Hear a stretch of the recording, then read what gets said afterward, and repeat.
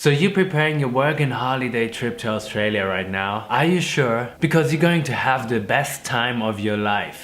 I did work and holiday a couple of years ago. I stayed in Australia for 6 months and I can tell you it's a feeling of freedom.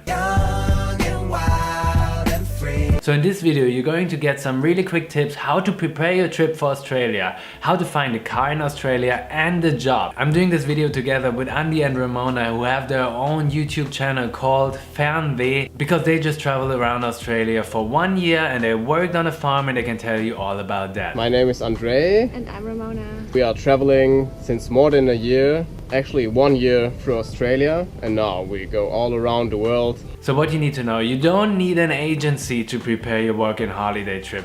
They will help you with everything, but actually they just charge you a lot of money and you can do everything on your own. Seriously, Australia is easy going. Don't be scared, nothing will happen to you. But you find a job for sure. And we almost haven't seen any poison spiders or snakes. Almost. Of course you need the visa. The best way is probably to do it online, because the online way takes only 2 days. In our case it was 2 days, so it's actually pretty easy to go to the government side of Australia. It's pretty quick. So all the links you need to apply for working holiday visa are in the description. Seriously, just click on the description, open the links, here you go. I just summarized really quickly who can apply for working holiday visa. First of all, you need to be 18 and older and younger than 31 years old. You shouldn't have a child you need to take care of. Of course, you can't do work and holiday with your child in Australia, but you also shouldn't have a child you need to support financially. Only people from certain countries can apply for work and holiday visa, you see right here. If this was too quick, please just pause the video and check it out again. Another important thing is you need to be outside of Australia when applying for a work and holiday visa, so you cannot apply once you're already there. You need to have a proof that you have enough money to support yourself while you're staying in Australia, and that you have enough money to buy a return ticket out of the country, because Australia doesn't want to pay in case they kick you out. So they say you need round about 5,000 Australian dollars on your bank account. How to prove that? First of all, get the money, ask your parents to get the money or save. Then go to your online banking, open your bank account, make a screenshot, print that screenshot and take it with you once you travel to Australia, so you can hand it over in case they ask. So another quick note, as you can prove you have enough money, you don't need a return ticket. So you can buy a one-way ticket or like an open, flexible return ticket. You need health insurance because Australia doesn't want to support you in case something happens. One more thing, you have to pay 440 Australian dollars for the work and holiday visa, which is around about 315 euros, 330 US dollars and about 270 pounds. Okay, but now you're good to go. Just some quick information what the work and holiday visa includes. You can stay in Australia for 12 months and then you have to leave. But you can get a second year if you do farm work for 3 months. A friend of mine, Kim, she's just doing it right now. I think she's collecting figs. Figs. Such a strange name. What the f? You're allowed to work 6 months for the same employer. You can even study for maximum 4 months if you want to. And you can always leave and re-enter Australia. This is amazing. Seriously, go to New Zealand, which is just around the corner. Take a couple of weeks off and fly to New Zealand. Please. Click here if you want to see how to travel New Zealand on a budget. Okay, but now your work and holiday trip starts. You fly to Australia, it's a very long flight though. And once you're there, maybe you want to find a car because you're not sure where you want to live or where you find a job. So Andy and Ramona will explain you quickly how they found their car. So maybe some people don't like my comment now, but I really recommend not to buy a car from a backpacker.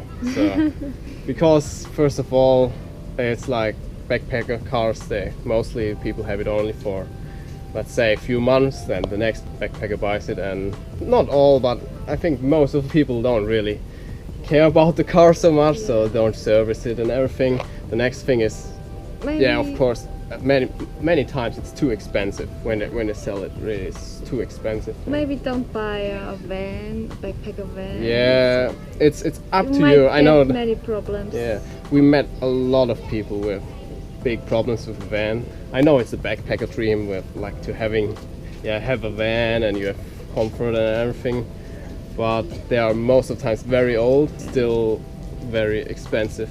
Many times it's not worth it. We, for example, had an Australian Commodore. It's a wagon, and we put a mattress in the back, and it's quite comfortable. It's actually, so you have a lot of space. It's pretty. You have 200 horsepower. It's kind of a Ford Falcon, like probably many people know that, but especially these Commodores, they last very long. They're made for Australia. You won't have problems with temperature or, oh yeah, that's one more thing. So in Australia it's different with the insurance to Germany for example. So it's not insured if you crash another car and you have the normal insurance. In this case you have to pay for the other car. So you need a third party insurance it's called, I think. You really should think about to do that. When I did working holiday, I didn't have a car. I bought an open bus ticket with Greyhound. There's also another company called Premier.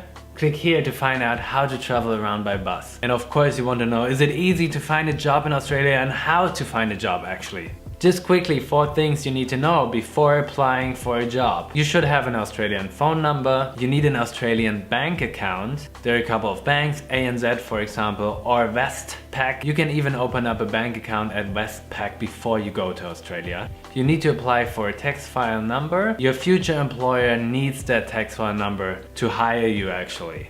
I put a link in the description where to apply for this number. It's really easy and you will get it anyways. But what you need a fixed address at that moment. So make sure you stay at one place, at one hostel, while applying for that number. And what you should do before going to Australia as well, you should ask some of your old employers to write you a letter of reference. So basically they just write down what you did and how you did it and sign it. This actually helps quite a lot to find a job. And now, when everything is settled, how to find a job, how to earn money to do like amazing trips all around Australia and to party hard. Almost in every hostel there's like a whiteboard or something where you can find jobs where people will hang up notifications. Then of course there are websites. I will link some websites below where you can also look for a job. There's so many Facebook groups as well. You can also just go to a bar, for example, or to a store and ask if they have a job for you. Just make sure you have your CV ready. You can also go to an agency, that's what I did. I went to Kelly Services and they found me a couple of jobs I did. I actually worked for Commonwealth Bank and I got a lot of money actually. Or you can do farm work, let's find out how to do that. First of all, don't worry, you will find something. It's very good if you have a car. You can just drive to the farms. So you Google Harvest Trail Australia and you will see the seasons of fruit picking and all this stuff, and you will see the area, and then you go just 1 or 2 weeks before to the area. You drive to all the farms, ask them if they have a job available. Or it's very important to speak English, like they really appreciate if you can understand them and everything. So the other way is Gumtree, so we found good jobs with Gumtree as well. The only thing is everybody is on Gumtree and everybody's looking for a job on Gumtree. So if there's an offer and it's 2 days old or one day old, it's not worth it. We also talked to the farmers and they said after 1 hour sometimes they have 30 calls or something. So we did it, like check Gumtree a few times a day, like every 2 hours, every 3 hours, check Gumtree. And if you see a new offer, just immediately call, and then when you're lucky you find something. Thank you. Take it easy. Bye bye.